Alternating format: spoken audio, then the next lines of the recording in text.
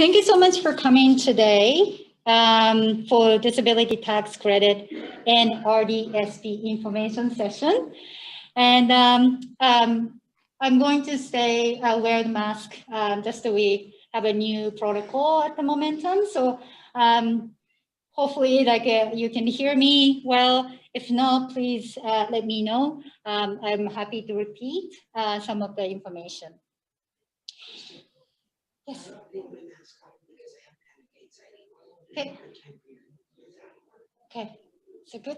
Okay. Do you want to close the door? There's one person for training who just walked by as well. Okay, so just to respect everybody's time, we're going to get started. And so this is a special topic. It's quite special to offer this webinar today. November is a financial literacy month. It's a national literacy month. Hello. Hello. Please sit here, here, or here, anywhere you like. Thank you. Sorry that I'm late. No problem. We just started. So. And also, we annually offer DTC and RDSP information session in November, just to acknowledge Financial Literacy Month. Also, we wanted to raise awareness of this government benefit. We do go over high-level information, but also it will let everybody know where to get more information if you have any questions. Just before we get started, I'd like to offer the land acknowledgement. I'd like to let you know that this webinar is recorded before we get started, and that will be available later date. We will upload this recorded session on our website. In the spirit of reconciliation, we acknowledge that we live, work, and play on the traditional territories of Blackfoot Confederacy, Siksika, Kainai, Piikani, the Tsuut'ina, Stoney Nakoda Nations, and Métis Nation Region 3. All people who make their home in Territory 7, region of Southern Alberta, to today's webinar session. Thank you so much for joining us.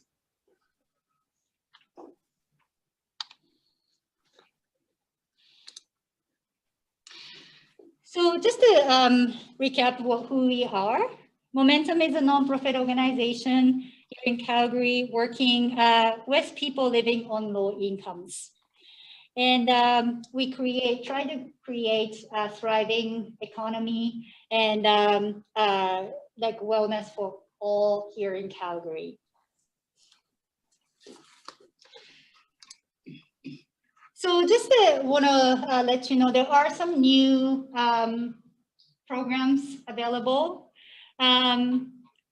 Here is money management workshops available Monday night, 6:30 to 8:30. We posted during the COVID summertime, but we resumed. So please check out our website. And also, we have a new on-demand money management workshops. So there are 2 available right now, budgeting and credit. So this is a free on-demand, means you can have your schedule, go through the workshops, your own pace, and available for everyone.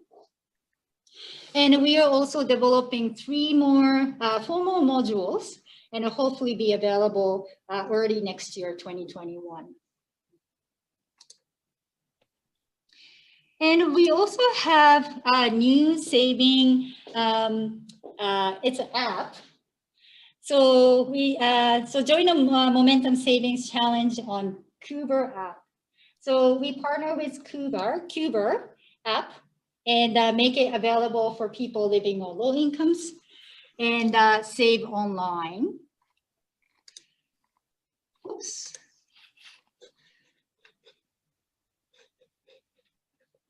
Forgot to mention.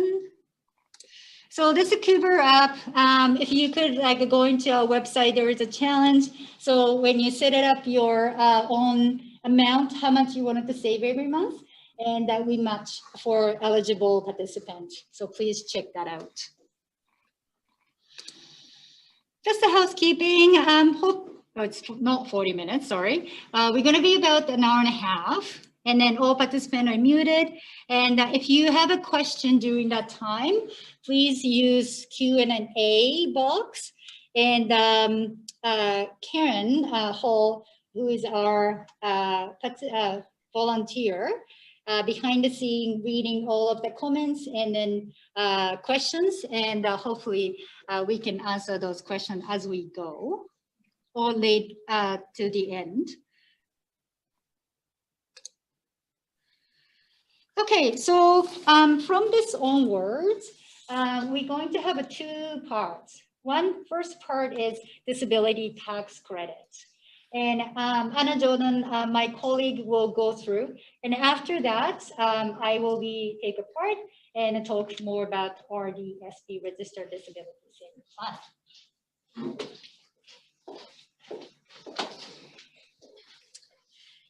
All right, hi everybody, welcome.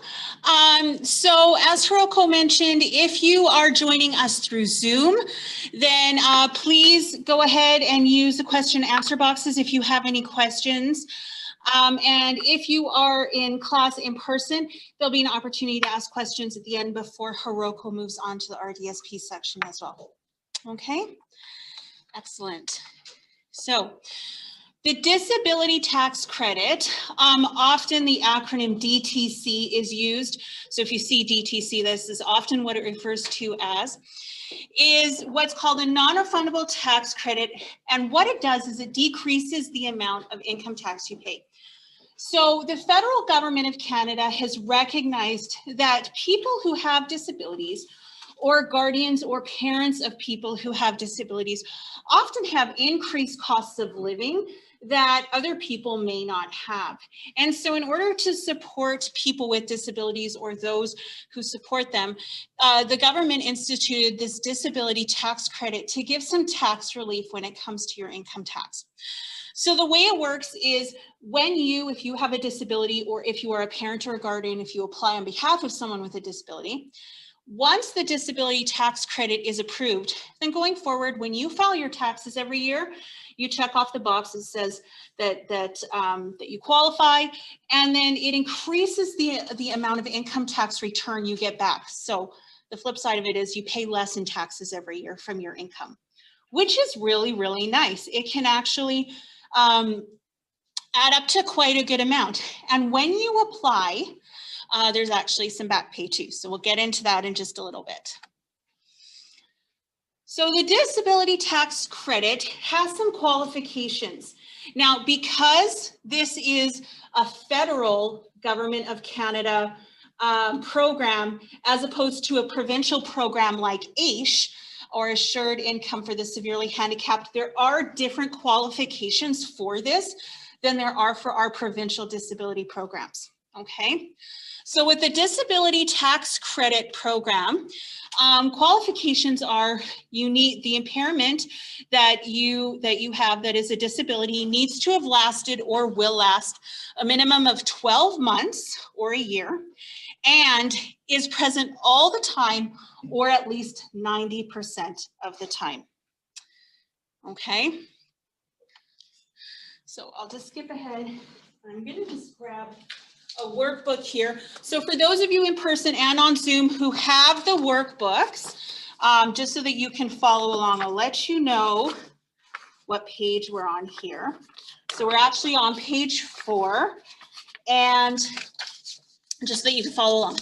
So in order to qualify, you must have one of the following. So you must be blind or markedly restricted in basic activities. So basically activities are like you have struggled to do basic activities, or you must be significantly restricted in 2 or more basic activities of daily living, or you must require life-sustaining therapy at least 3 times per week, so about 14 hours, okay?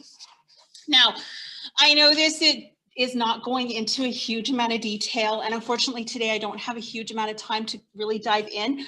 However, I will go over some links later that you can follow up on that really break down what this actually means.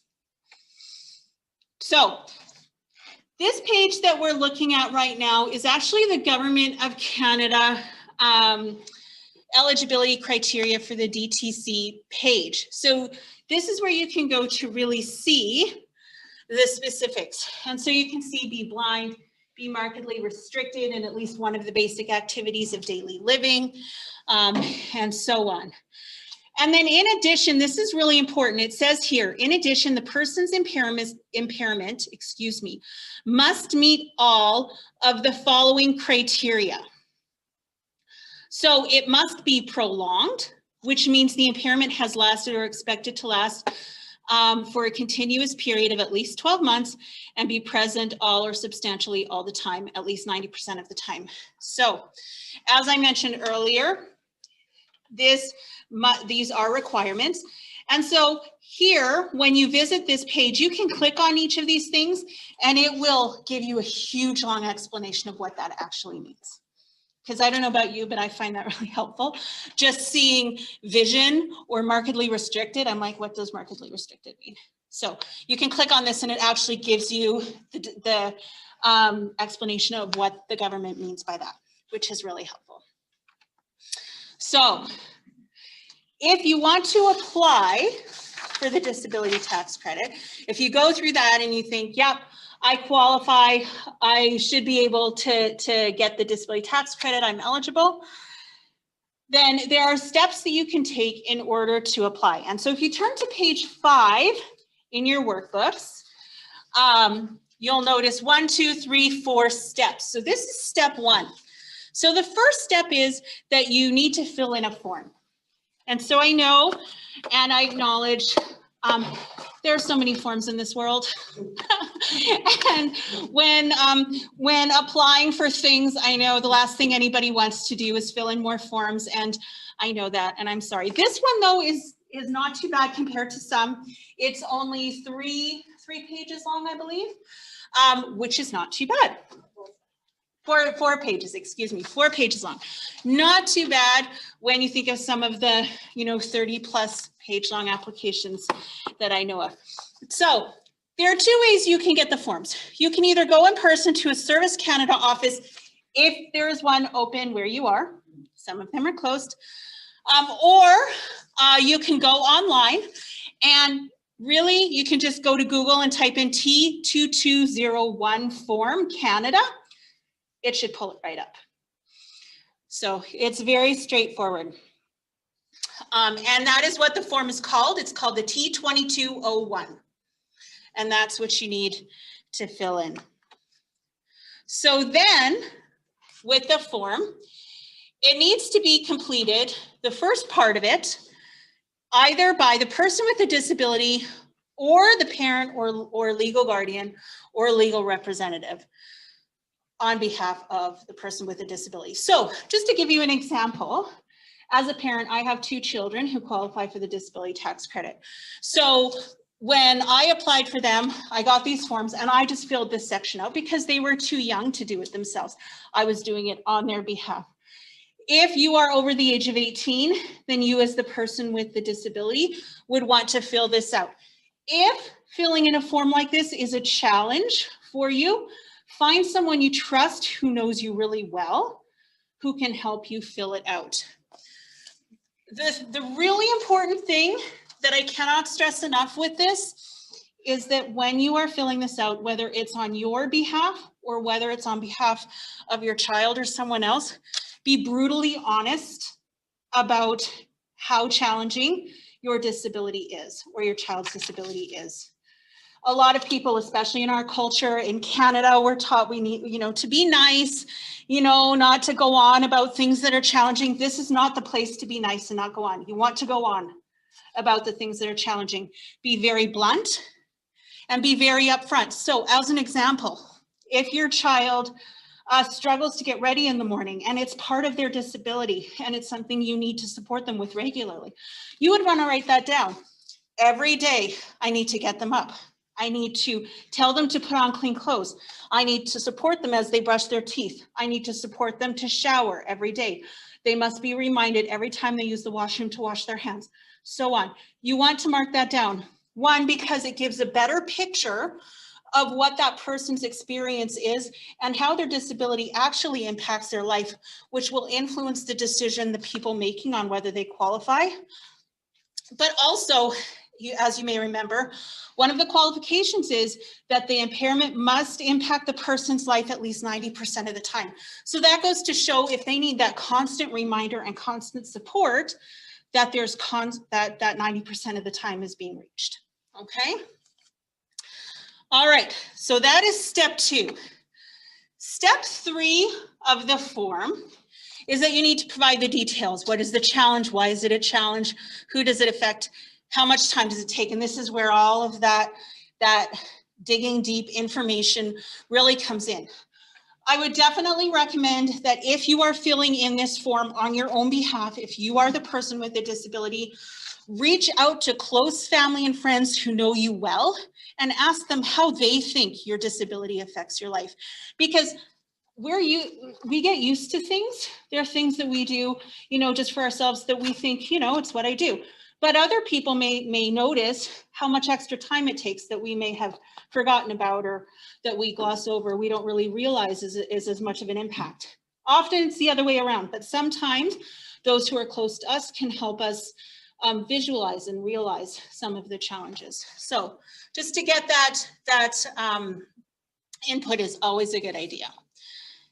And then step 3, you also need to have a medical practitioner complete Part B.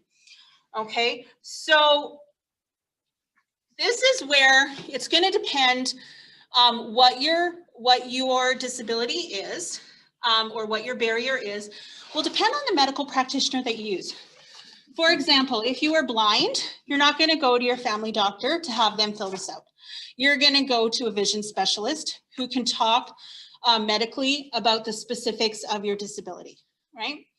So that's where it differs. And there's actually a list of the different medical practitioners that are allowed to fill in this form on your behalf.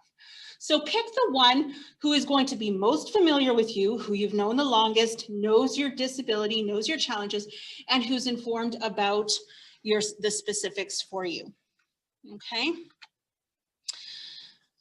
So with this application, if you have a diagnosis, so for example, with my children, when I filled in their applications, they both had a diagnosis from psychiatrists who, like, big fat diagnosis books, really. I saved up my pennies, I made photocopies of those diagnoses, and I sent them in with my application, because it goes to show that there's more medical information backing up that this person has a disability or a challenge of some kind. So if you have a diagnosis, include that with your application. If you are on AISH, or the person you're applying for is on AISH, include that AISH acceptance, that AISH qualification with the application. Attach copies of all the documents to your disability tax credit application. I would recommend whatever you end up sending to the government for your disability tax credit application, keep a copy of what you sent. Always good practice, because if they have questions, if it gets lost and you need to resend it, things like, it's really easy then if you have another copy that you can reference. And then finally, when it comes to submitting, you can do it one of two ways.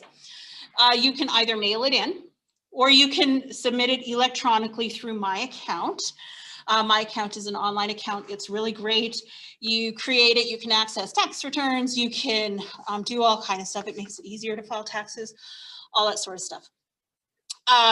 If you submit it by mail, I would suggest mailing it in a way where someone has to sign for it when they receive it. That way you can track it and you know when it's been received, so that after a few weeks, if you're wondering what the status is, you can say, I know it was received on this date, someone signed for it, and so on and so forth.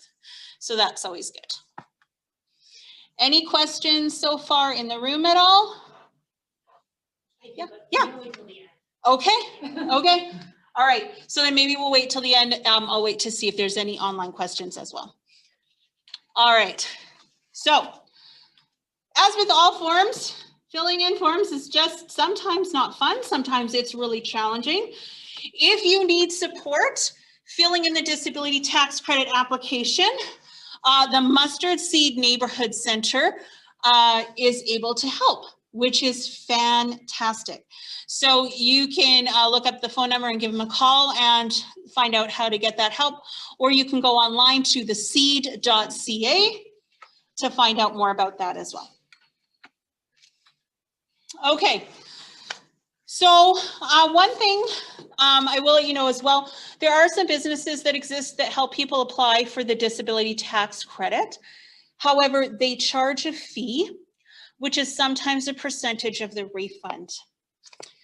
I would just caution you, if you decide to go this route, make sure you read the contract you're signing. Make sure you have a good understanding of what the agreement is and how much you're actually being charged.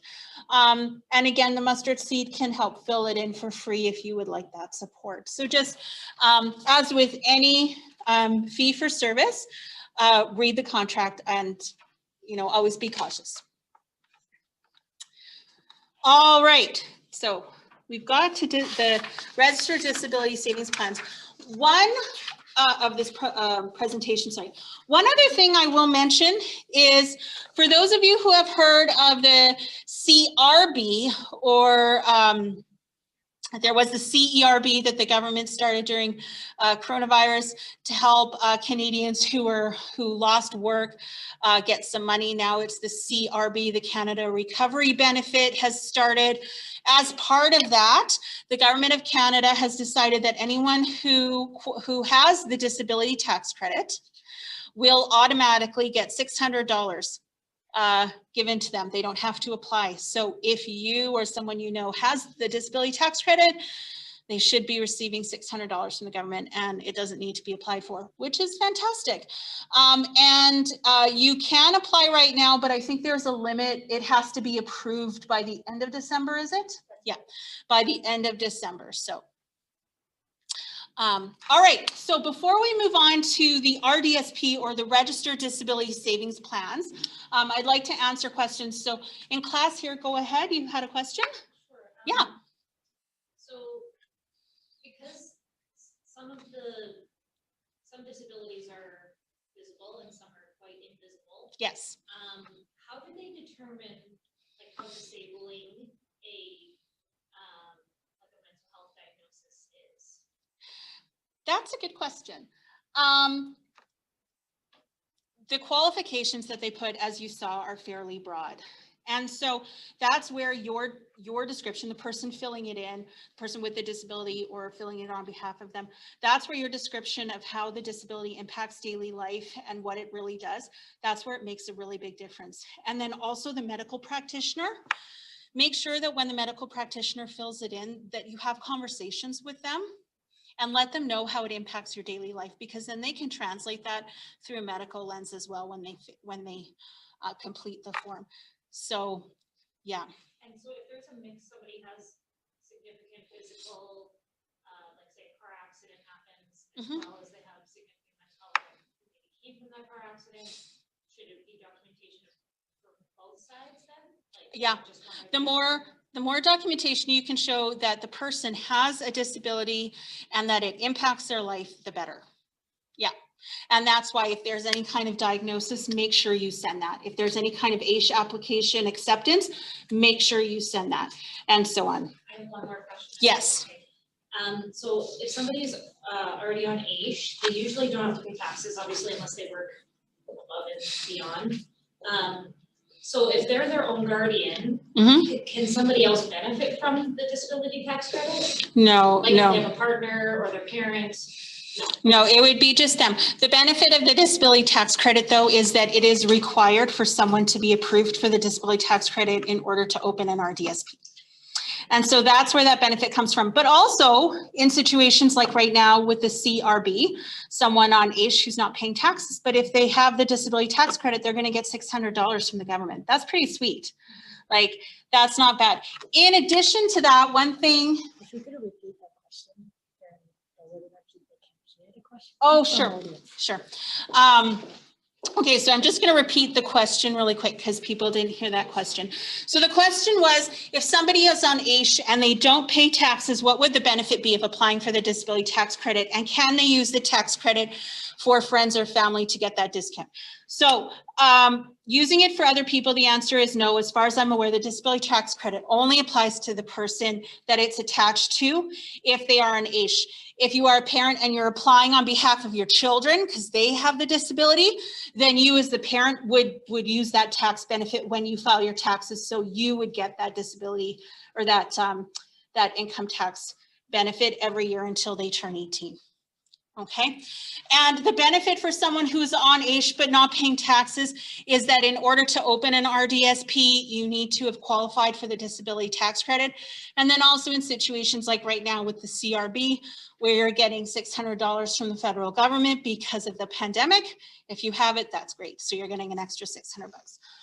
One other thing I failed to mention that I will add that is also a benefit is if you are a parent and you're applying on behalf of your child, and this would apply if you are on AISH and maybe your child has a disability and you're applying on behalf of them. If your child qualifies for the disability tax credit, then they may also qualify for the child disability tax benefit. So that is an amount that is added to your monthly child tax benefit that comes from the federal government. Okay, so it's a top up. So not only do you get that income tax relief each year when you file your taxes, but you get an increased amount of child tax benefit every month because your child has a disability. The great thing about that and the disability tax credit is when you apply and you are approved, they will back pay for a certain amount of time. So it's not always the same amount. Some people will get a back pay for maybe a year. Other people may get up to 6 or 7 years. It just depends on the situation, and the government makes that decision as far as I'm aware. Hiroko, do you know if there are specifics as to why some people get different back pay amounts than others? I believe it's a diagnosis when the diagnosis was actually made. Okay, So they could go as far as 10 years. as far as 10 years. Yeah. Okay. Okay, so I'm going to switch and answer a few questions online. I'm going to go to the Q&A box. Okay. So will these slides be available for personal use? Yes, we are going to send everybody a copy of this PowerPoint so that you have it for reference. Are we supposed to keep this form after we get the disability tax credit? So I'm assuming, Tarek, I hope your question is, should we keep the application package that I said you should have a copy of once you're approved? The choice is yours. It's always good to have copies of paperwork that you sent away just for reference. One thing I will mention that wasn't covered in the PowerPoint is the disability tax credit is not forever. Often when you are approved for the disability tax credit, it will come with a time limit.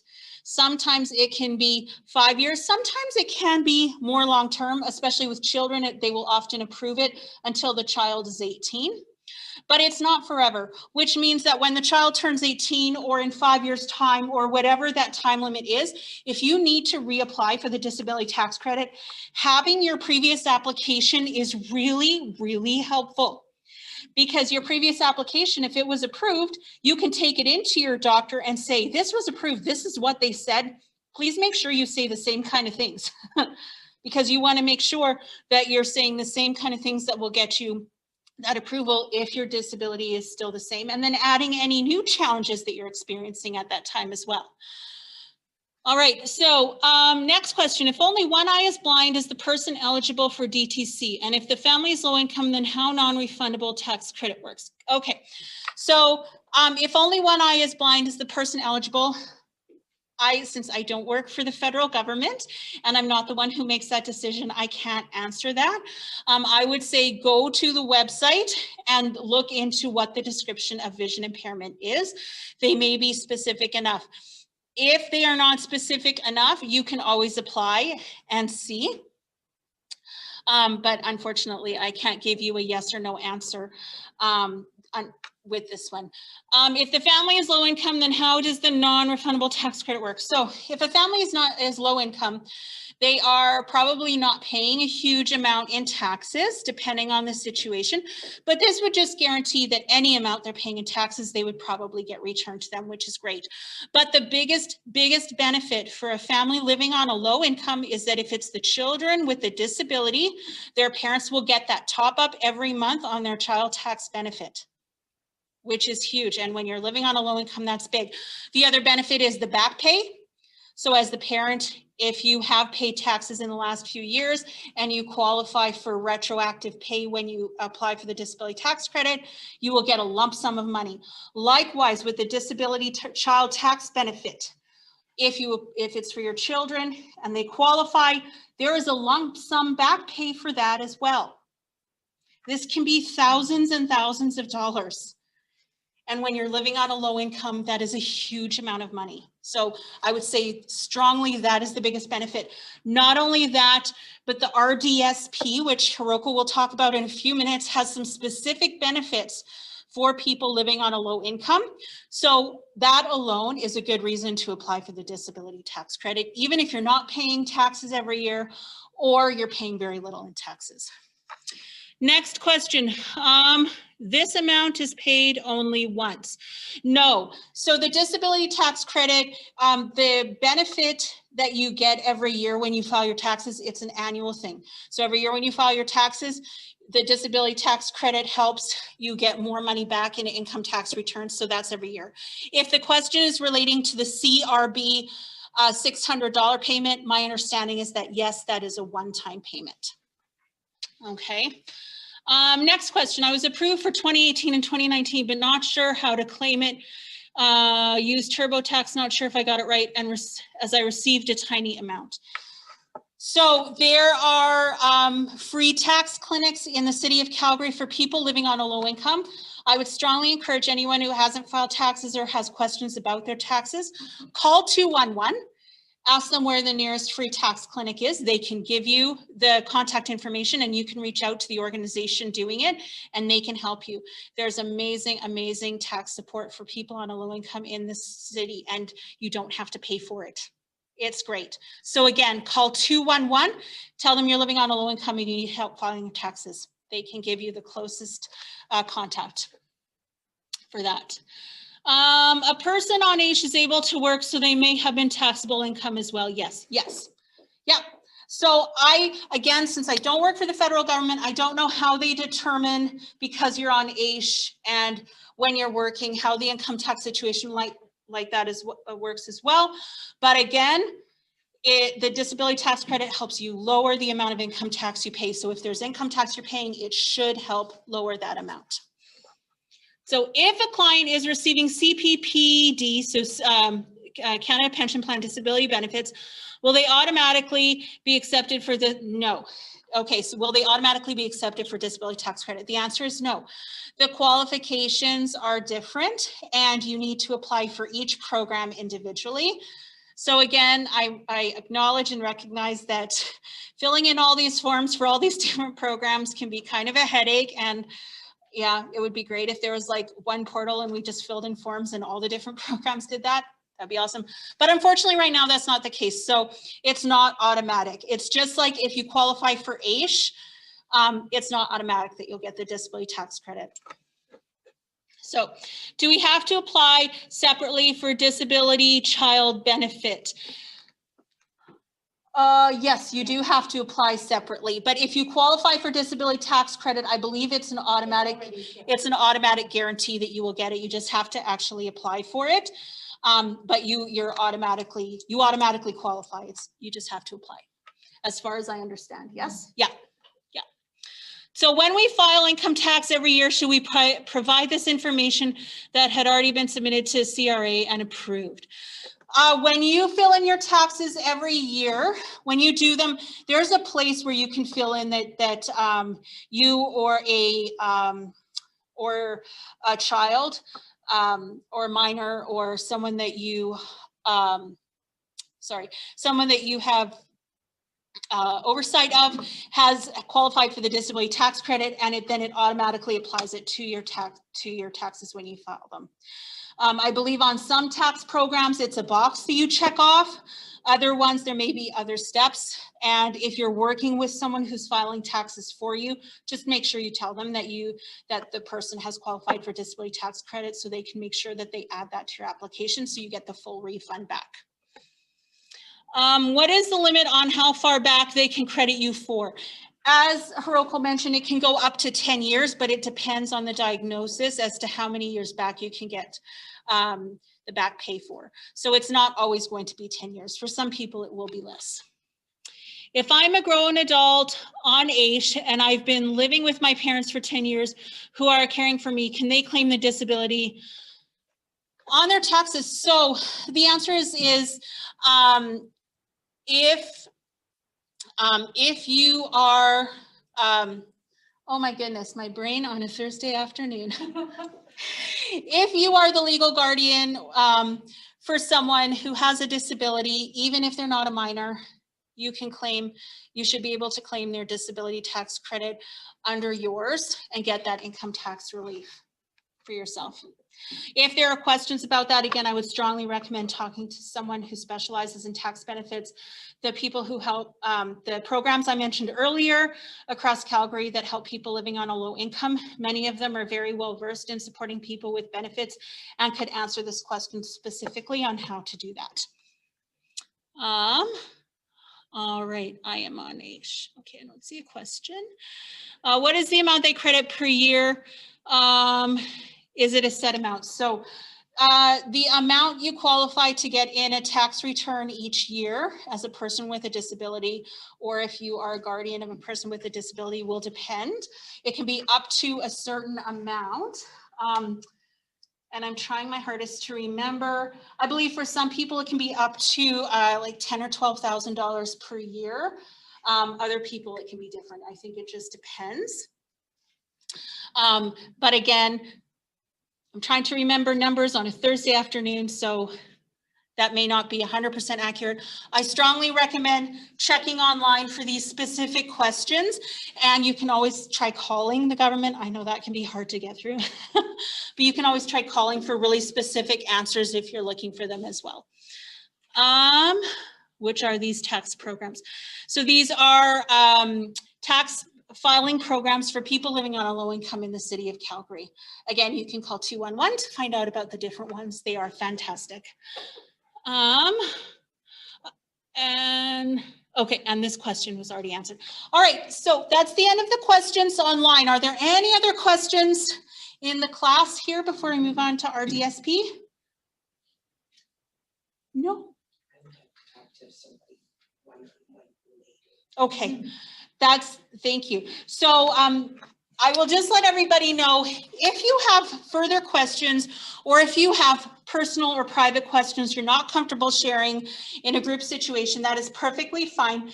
There will be contact information at the end of this presentation, and you can follow up with us afterward to get more specific personal answers to questions when you need them. All right, so I will turn this over to Hiroko. Thank you very much. Anna.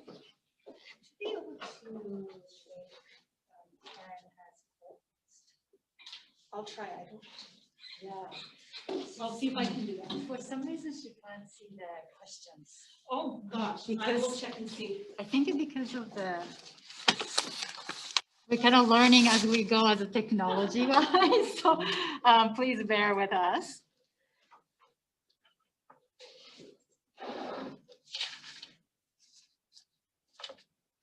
Okay, so just going to minimize this.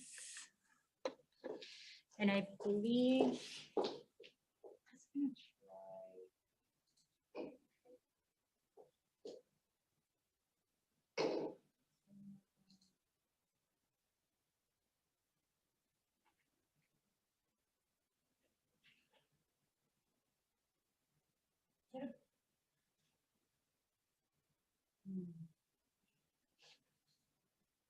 yeah, I'm not sure.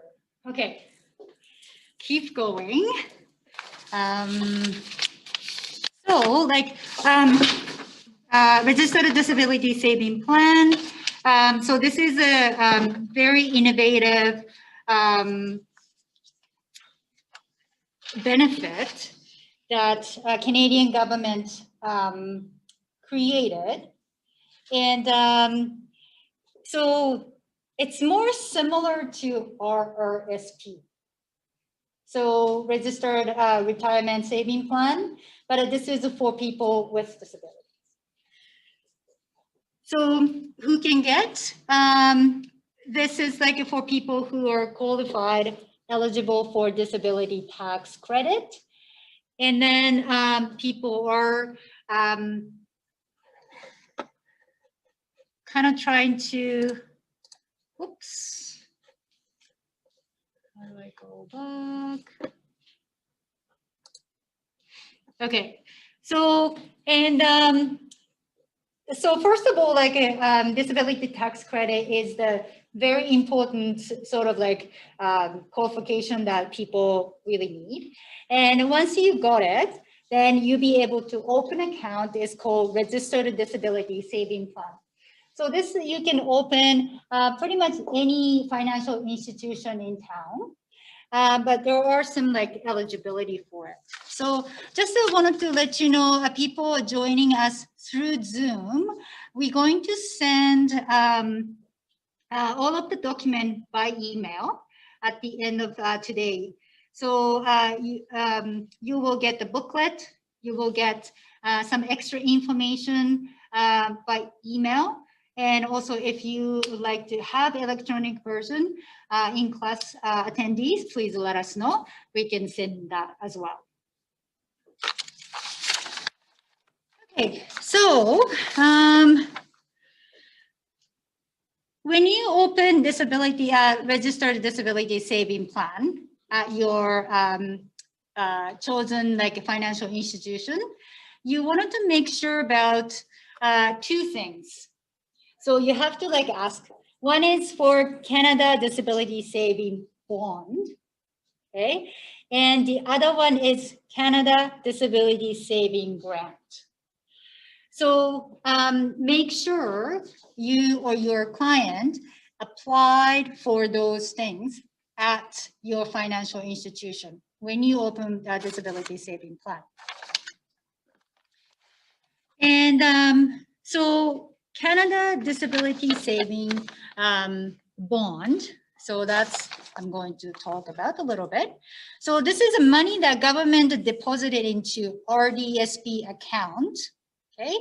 And that is available for people living on low incomes.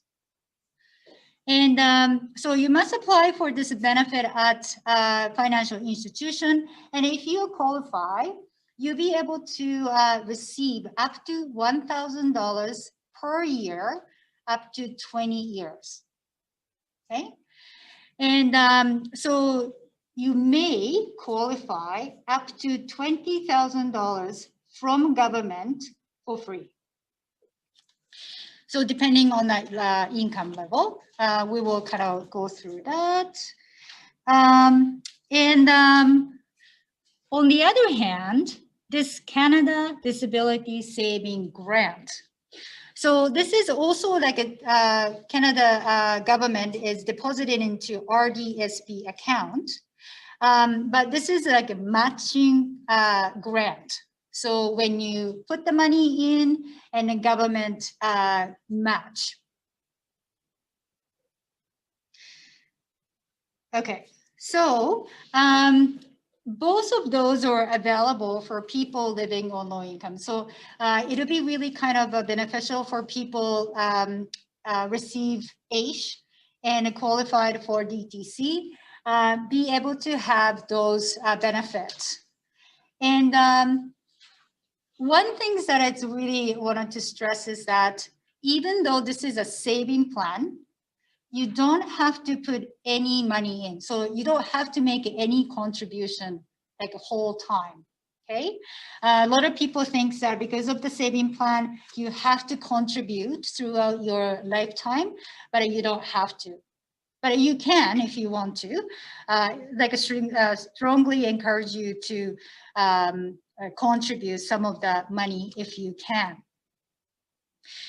And so one thing is that no contribution needed, and the grant and bond can be paid into until the year in which you or your client or child turn to 49 years old. So that is a really important age, okay, 49, up to 49 years old. So if you, you know someone, you're supporting someone is age around 48, really get that in right away, okay? It's very, very important. Takes some time to go through DTC.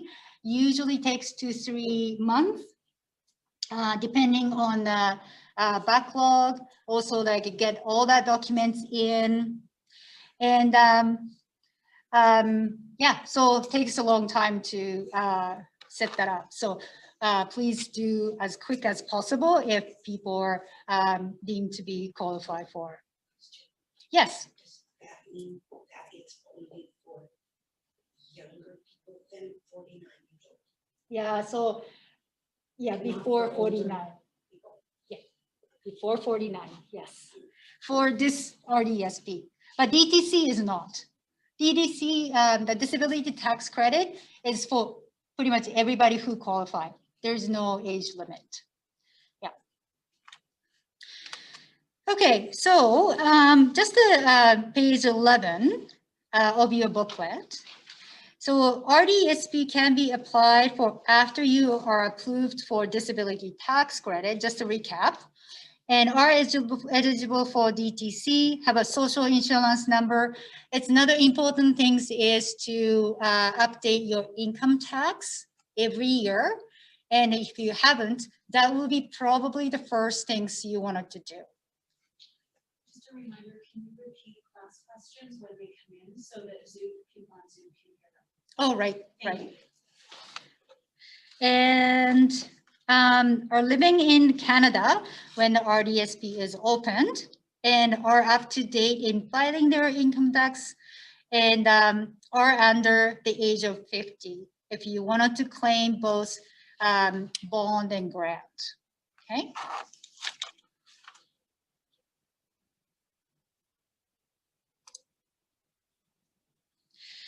So for RDSP, you can open as long as you need to, up to when you become 60.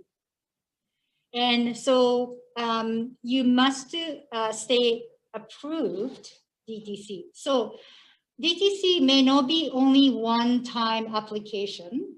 There might be a, depending on your diagnosis, you may have to reapply and then kind of maybe 5 years, 2 years, depending on your diagnosis, okay? But you will get notified from CRA. So, and when that happened, make sure you have to go through all of that application process. So like documents, it really encourages you to keep that copy, all of the things that submit prior to.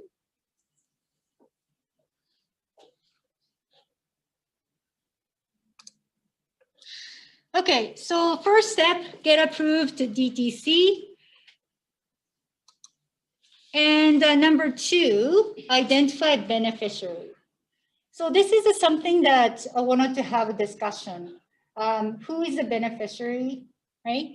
And identify the holder. So it beneficiary could be a person you're kind of care for, and the holder might be a family member or guardian. And contact financial institution if you have any questions around that. And sometimes people have their own guardian, so that case is beneficiary and holder will be the same person.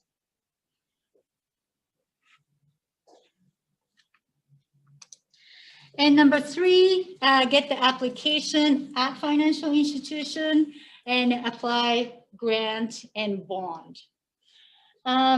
It's getting better here in Calgary. However, disability tax credit, RDSP's quite complicated application process. And especially RDSP is not so recognized in financial institutions. So even like you have your home branch and go there and apply, may not be able to assist you. I know it's kind of sounds very strange. It's all the financial institutions supposed to be able to open, but it's kind of true that one of my participants went to home branch, they couldn't assist. So he have to go to 7 different branches in Calgary to open this RDSP. So Momentum is try our best to educate or partnership with financial institution to assist people who have a DTC and wanted to apply. So if you encounter any difficulties, please contact us. We might be able to find a branch that have a little bit better knowledge. So that's something that wanted to assist your clients or family members as well. Yeah. RDSP is only for people 49 or younger. Right. So the question was, RDSP is for only people who are 49 years old or younger. So the answer is yes, but the 49 years old have to be at the end of that calendar year. So if you're 49 years old now, and then you're sort of qualify until the end of this year, December 31st of this year. So not next year. 59 years old is you can contribute towards your RDSP You account. can't sign up past 49 is what you're saying. That's right. Oh. In order to like receive grant and bond is up to 49, but you can stay open, keep contributing up to 59. But when you turn to 60, you have to start withdrawing money.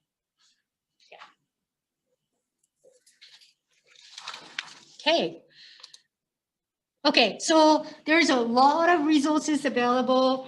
DTC eligibility. I will send this slide to you and people joining through Zoom. And there is a lots of different calculators here as well. So I really encourage you to try. And also at the end of booklet, we have just a working paper as well, page 16 and page 17. So this is something that you wanted to do some exercise around. What is your challenges and stuff like that before you actually start filling out the form. So what is the problem? What is challenges? How often do you encounter? What's the impact on your quality of life? One of our CRA officer told me that it's not about employability. It's more about how much impact on your life, quality of life. Dressing, for example, making decisions, how much do you need assistance? So it's really kind of thinking about the time you wake up, the time until you go into bed, how much assistance do you need? How much challenges you encounter? So those are the super important information. We did this session for pediatricians in the past. The doctor said, we know patient only fraction of time, 5 minutes, 10 minutes at a time. We don't know what challenges my patient have, client have, rest of the time. So people who provide a care, support, can maybe write it out, make a list on that. Okay, so RDSP is a banking saving product. And if you have any questions, I would encourage you to contact your financial institutions or visit canada.ca. And when you do search on RDSPs, they have lots of information, including plain language and also written in plain language, also videos as well. They have a step-by-step videos that it's really comprehensive. So I really encourage you to review that alongside of our kind of information that provided today. Okay, so question time. Just gonna go here. I'm not wearing glasses. So it's hard to see. Is it called a registered disability saving plan? But you don't need to actually put savings to get that. Right. Yeah, so the question was registered disability saving plan in order to receive that bond, you don't need to put any money in. Bond is coming directly to your account from the bank, from the government. Okay. Okay, I was approved for 2018 and 2019, but not sure how to claim it. Used to TurboTax. Are we? Oh, no, I think these are previous questions. Do you want Karen to read out the questions to you, Hiroko? Sure. Yeah, okay. Hi, can everyone hear me? It's Karen. Is it Oh, coming? hi, Karen. Perfect. All right, I'll start working through some of these questions here, everyone, that I've gotten online. In fact, I've got one that says, if you stop qualifying for the disability tax credit after 5 years and the government paid in grants and bonds, what happens then? Do you want to answer? Yeah. So the plan will be open. I'm not sure how many years will be stay opened, but there will be a kind of suspended, all the grants and bond will be suspended. And if you disqualify, then the grants and bond will return to government. Something that you contributed and also interest that you incur, those are your money, so you'll be able to keep it. Okay. Thank you. Next question. What is the maximum amount of matching per year? There was something like here. Yeah. Hold on, it's coming. I believe it's 35 per year, if I'm not mistaken. Page 11. Yeah. $3,500 a year, yeah. Thank you. Can an adult open an RDSP as long as the disability tax credit is approved? Yes, but up to 49 years old. What age can you take the money out of the RDSP? Yes, so RDSP have to kept in, the money have to kept in the bank account at least 10 years. So within that 10 years, you won't be able to touch that money. You're supposed to not withdraw, that kind of stuff. So or after that, you'll be able to access. Okay, and that falls into the next question, which is after how many years can we use all the money in the RDSP? Yeah, so after, like, let's say you turn to 60 and now you wanted to withdraw, there is a different formula, just like RSP, Registered Saving Plan. So you can contact financial institution, make arrangement, what would work for you. So some people like wanted to withdraw lump sum, and you can use this money for pretty much anything. Could be a buying house or I don't know, like a use for treatment or something like that. But some people wanted to receive more like installment. So those kind of things you can discuss with financial institutions. Okay. Just Here's a hold on a question I'm second. not quite sure. Hold on for a second, Karen. Oh, sorry. Anna, One thing I will just add to that is the RDSP, a lot of people, the reason it was created, a lot of the reason behind it is to support people with disabilities to save toward retirement so that they have extra money when they're over the age of 65. And one of the really amazing things about this is that when you do take the money out, it is not considered income the way that money coming out of an RRSP is considered income. So the money coming out of an RDSP should not affect the amount of money you are receiving from government if you are living on government benefit income. That's a very important thing to note, which is a really good reason to open and save money in an RDSP, because it will give you that extra money as a senior, but you don't have to worry about it decreasing the amount of monthly income you get from government income benefits. Thank you, Hiroko. Thank you. Excellent. All right, I've got a bunch more. Now, I'm not sure about the answer here, but the question is, can you prorate the RDSP? So prorate 10 years, right? So it's the same as a disability tax credit.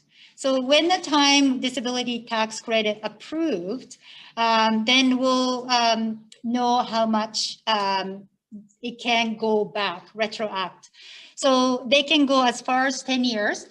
RDSP bond can go as far as 10 years as well.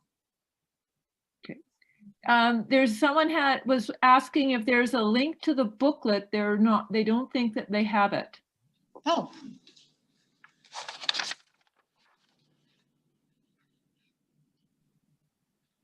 In a reference? I'm assuming so. Okay. I guess. The workbook. Will we be Oh. sending a copy of the workbook again after the? Yeah, Perfect. Yeah. Okay, so it'll and be also PowerPoint. perfect. Here's a good question. Is Momentum working to educate the bank so it is better known? Yes, yes, yes and yes. We tried partner with different banks. For example, last year, we partnered with credit union, and they trained all of the frontline workers, frontline tellers, and people coming in, and they'll be able to assist. So it's a baby step, but we are trying to educate, frontline tellers. Perfect. So here's a person who actually tried applying before they turned 49, but the doctor didn't get the forms filled out. So the question is can he or she apply for the grant for the period before turning 49? Yes, so one thing I wanted to mention that if you are disqualified or declined from DTC, Disability Tax Credit, you can appeal. And the CRA officer strongly recommend to people to appeal, and just ask them what's the reasons, rationale of decline from this benefit. And, okay, so sorry, Hiroko, but this person wasn't declined. The application was never completed because the doctor didn't fill out the forms. So the question is if the person's over 49 now, say 50 or older, can they retroactively go back to try to get some money for when they were younger? Unfortunately not. Okay. Yeah. I believe this one's been answered, but I'll just run through it quickly. When the individual withdraws money from the RDSP, is it considered to be taxable income? Yeah, so after 60 years old? Yeah, after 60 years old. So private contribution is taxed already. So that's the portion is different from RRSPs. RRSPs, you don't pay tax until you withdraw. RDSP, you already taxed by the time you put the money into RDSP. So answer is no. Okay, so the question, I guess the follow-up question would be, is a person restricted then from withdrawing before 60? And if there is a withdrawal before 60, would any of that then be taxable, or it's just that some of the grants or bonds would go back to the government? Yeah, so 10 years is one of the things that wanted to sort of like be aware of. So as long as you put they keep the money in account for 10 years, you're eligible for withdraw some of the money if they want to. So that's something that wanted to consider. Or just keep it until 60.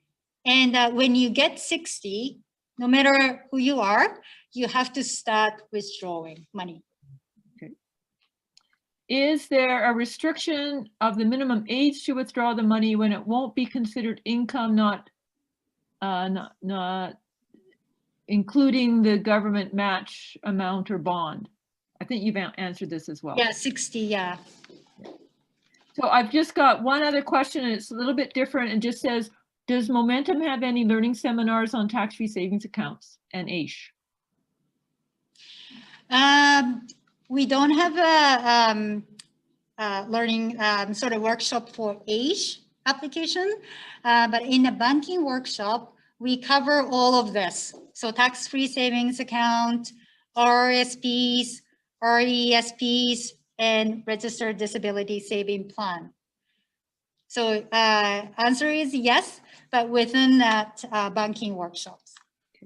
That's all the questions I currently have. Okay, thank you, Karen. Is anybody have any question from the in class? How come they put the limit at 49? Right, so the question was why there is a limit, age limit for RDSP, which is 49 years old. That's a good question. So I don't know myself. Anna, do you know? My understanding is the age limit is there because the account is intended to support people with disabilities when they are retired. And so it is the age 49 is when the matching money and free money stops being paid. You can contribute into an RDSP up until you're 59, but there will be no matching money or free money during that 10-year period. That's right, 10 year. That the age limit is there to encourage people to save up until the money can sit in the account, really build that interest, and then they can start using it when they are in the retirement age. And so that lines up really well then, because many provincial disability benefit programs such as AISH in Alberta have that 65-year age cutoff. And so having an RDSP then would supplement your income when you are a senior. If there's any discrepancy between what you were getting on AISH and what you get as a senior under the different programs. Yeah, I think that's like a really excellent way of putting. So 10 years is very important. Mm-hmm. So money have to be kept at least 10 years before 60 years old. Therefore, 49 years old will be the cutoff. Any other questions? I have one more here. I have a couple more that have come in. Okay. Does being on AISH help you with getting disability tax credit? AISH? AISH. That's a great question. And the answer is maybe. The qualifications for AISH are not the same as the qualifications for the disability tax credit. If you have the eligibilities for the disability tax credit and you also have qualified for AISH, when you apply for the disability tax credit, including your AISH qualification in there, will help show that you should qualify for disability tax credit. If, however, you have qualified for AISH, but the reason you qualified for that does not mean the disability does not meet the disability tax credit qualifications, they will probably not approve you because you don't meet their qualifications, which are different. Yeah, and also AISH is a provincial government benefit and DTC is a federal government benefit. They're not communicating in that respect. So unfortunately, yeah, that will be the answer. So you really have to actively seeking benefit and seeking for the support as well. Okay, I've got a couple more questions here. Okay. Is there a cap of amount for the individual to withdraw from an RDSP as long as the saving was kept in the account for more than 10 years? So I'm making an assumption that that might be an annual amount that's being talked about here. I don't think so. to my knowledge, as long as you meet all the criteria, there is no limit how much there is no cap how much you can withdraw. Okay, so you could basically withdraw it all in 1 year if you wanted to? Yeah. Next question. Do you know which banks are familiar with the disability, registered disability savings plan? What's the best bank to go to from people's experience? We get that question quite often. The answer is not really. I know that BMO is one of the leading financial institutions when this launched, like years and years ago. But that doesn't really mean anything that all the branch BMO here in Calgary are equipped to provide. So, yeah. There's a list on the Government of Canada website of the different banks and financial institutions who are allowed to open RDSPs. However, that does not mean that every branch of those banks or financial institutions are doing it. So while CIBC is allowed to open RDSPs, not every CIBC location in Calgary may go to a specific location in order to do it. Yeah. Is there any more questions? I've got one more question. Do you know what the waiting time for the disability tax credit approval is right now? They recognize that might be a hard question to answer. Let me look it up. Sometimes it will say. Yeah. Okay. Anna is looking up right now. However, about 2 to 3 months. That's what I heard last time from CRA outreach officer. But again, like it depends. So I usually advise my participants, if 2 months passed, why don't you ask them like a CRA?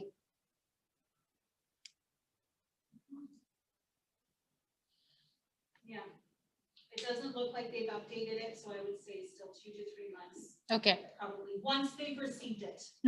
Once they received it. Any other questions online? So someone's saying, so if I applied now, I wouldn't get the $600 is the question. Maybe you wanted to get that in right away. Applying through my account may be probably faster than mailing because they have it instantly. Oh, right. Yeah. Right. That's a good point. Okay. There are no other questions online. Okay. Thank you so much. Yes, so thank you so much for coming today and also joining us through Zoom. And I know that it's not like in details, but we welcome to connect with you if you have personal questions. Yeah, so please contact us. Thank you so much. Thank you. Thank you, everybody.